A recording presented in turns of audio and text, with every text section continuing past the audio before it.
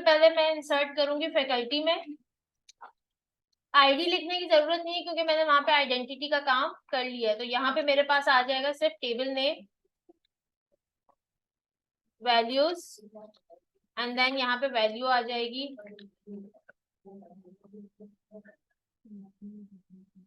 एक साथ ही सारी कर रही हूँ तो आपको पता है कि कॉमा लगा के हम मल्टीपल ये कर सकते हैं काम। ठीक है, और यहाँ पे आ जाएगा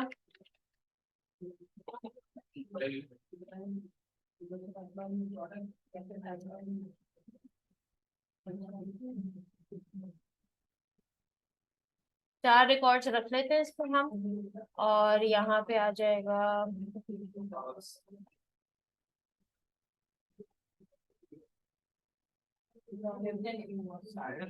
ठीक है, ये हो गया। देख लेते हैं कि डेटा इन हो गया। अब देखें डेटा इस तरीके से हुआ है 100, 10, 20, 30। इट्स मीन 10 के डिफरेंस से आपकी आईडी क्रिएट हो गई। अब ये तो काम हो गया। अब इसके बाद हमारे पास जो काम है वो है स्टूडेंट के अंदर आईडी डालने का। इंसर्ट इनटू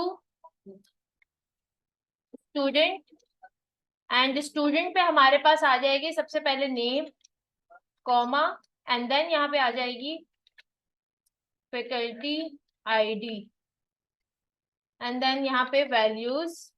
अब वैल्यूज में आपको पता है कि सबसे पहले स्टूडेंट का नेम आ जाएगा, तो हम यहाँ लिख लेते हैं, एंड देन कॉमा, और कॉमा के बाद हमारे पास हमारी वैल्यू आ जाएगी। तो इंटीजर है तो हम उस पे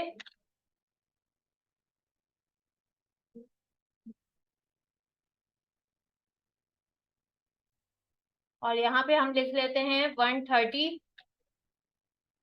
कॉमा,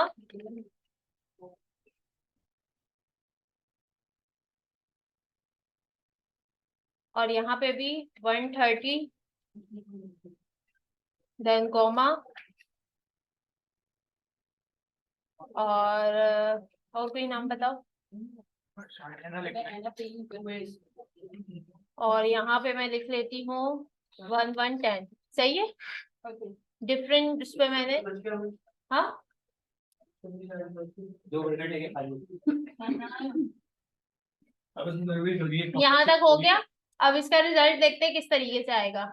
अब इस तरीके से तो रिजल्ट आ गया, पर मैं चाह रही हूँ कि ये ना आए, नाम लिखा हुआ आना चाहिए कि ऐना को कौन से फैकल्टी पढ़ा रहे हैं, रीच को कौन से, तूबा को कौन से, और अवेश को कौन से। तो इसके लिए अब हम यूज करेंगे इनर ज्वाइन। देन अब यहाँ पे सबसे पहले आएगा सिलेक्ट स्टैटिक फ्रॉम स्टूडेंट।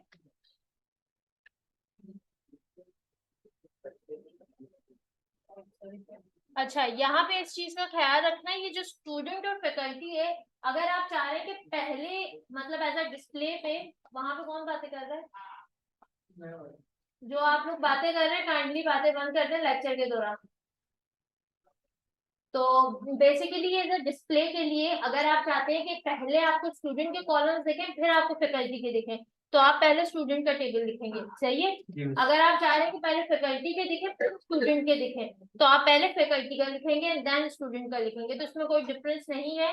आप जैसा चाह रहे हैं, आपको जैसा टेबल अपना डिस्प्ले करवाना है, आप उस हिसाब से इसकी ऑर्डरिंग कर सकते हैं। क्लियर है ये चीज? बट आपने लिखना है कि इनर ज्वाइन फैकल्टी ऑन, और मेरे ख्याल से इधर आ जाएगा स्टूडेंट डॉट, और स्टूडेंट में आ जाएगी फैकल्टी आईडी इक्वल, और यहाँ पे आ जाएगा फैकल्टी डॉट आईडी। मेरे बात जी हमने रिलेशन तो बना दिया प्राइमरी की अकॉर्डिंग से, फिर हम दोबारा भी लिखेंगे। बेसिकली ये रिलेशन नहीं बन रहा, ये रिलेशन हम बना रहे हैं ज्वाइन के लिए कि हमें क्या चीज शो करानी। मैंने उसे कहा कि सिलेक्ट करो सारे के सारा डेटा, किस में से, स्टूडेंट में से, और उसके साथ इनर ज्वाइन लगा लो। इनर ज्वाइन का क्या मतलब होगा कि दोनों में से कॉमन डेटा उठा के ले आओ। इनर ज्वाइन लगा दो किसके साथ, फैकल्टी के साथ ऑन। फिर मैंने उसे ये बताया कि दोनों में आपस में रिलेशन किसके बीच में बन रहा है। मैंने कहा कि स्टूडेंट के टेबल में से फैकल्टी आईडी को इक्वल है फैकल्टी में से आईडी। इट्स मीन कि स्टूडेंट में से फैकल्टी आईडी और फैकल्टी में से आईडी, इन दोनों के बीच में रिलेशन बन रहा है। ये चीज बताइए मैंने। ये एक सिंपल ज्वाइन का लिखने का सिंटैक्स भी, अगर आपको याद हो, माया स्कूल में भी किया था हमने भी। पूछो अब बात से सवाल। बेसिकली हम इसमें सिंपल ये बता रहे हैं कि दो टेबल्स हैं, दो टेबल्स में किन कॉलम्स के बीच में रिलेशन है या किन कॉलम्स के बीच में फॉरेन की लगी है। सही है, तो मैंने सिंपल यही बताया कि स्टूडेंट में फैकल्टी आईडी और फैकल्टी में आईडी, इन दोनों के बीच में फॉरेन की लगी हुई है। तो अब देख लेते हैं कि ये सिंटैक्स सही है कि नहीं। वैसे जहां तक मुझे याद है बिल्कुल सही है। हाँ ठीक है, तो ये मेरे पास आ गया यहाँ पे ID name and then ID name. अगर मैं चाह रही हूँ कि ये चीज मतलब मुझे सिर्फ आईडी दिखे, नेम दिखे और फैकल्टी में ये दिखे, तो मैं यहाँ पे क्या करूंगी, तो मैं यहाँ पे लिखूंगी कि स्टूडेंट में से जो मुझे चीज चाहिए वो मुझे चाहिए आईडी, ओके, नेम। एक मिनट, स्टूडेंट नहीं है, स्टूडेंट नहीं आएगा तो उसमें शो कैसे होगा। यहाँ पे आईडी फ्रॉम स्टूडेंट आ गया ना, circuit bracket student dot ID है।